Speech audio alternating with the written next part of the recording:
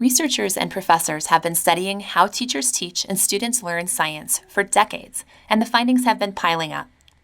At the same time, districts and schools are looking for solutions to help improve the quality of science teaching and student learning.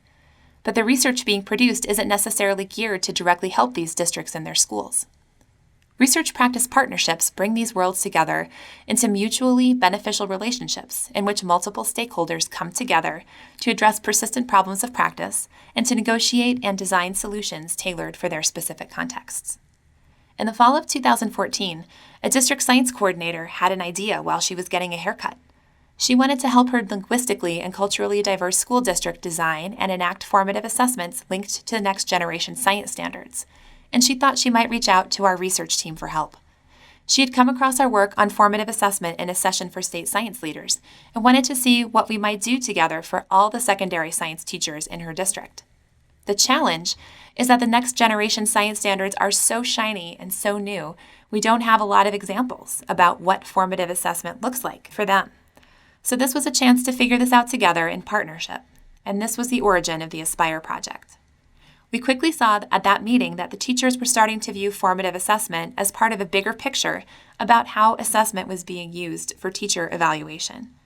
When they wrote and talked about formative assessment, it seemed like they knew what it was, but they also felt like the district and state were infringing on their work. Or, as one middle school team put it, leave me alone and let me teach and the kids learn. At the same time, the district had its own ideas about what it wanted the teachers to be talking about. And this was our problem of practice. The teachers felt like formative assessment was being taken away from them, and maybe could even be used against them, but the district didn't see it the same way.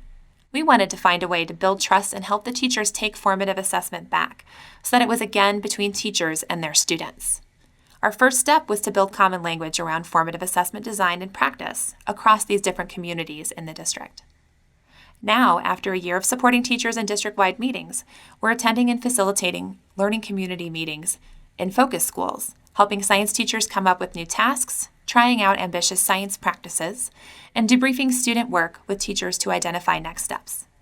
This is how we're developing teacher and administrator capacity to work together around formative assessment common language. We're still in the thick of things, but we're seeing trust starting to grow. We're working on this problem of practice together, designing and negotiating tools and resources to support teachers as they grapple with the challenge of formative assessment.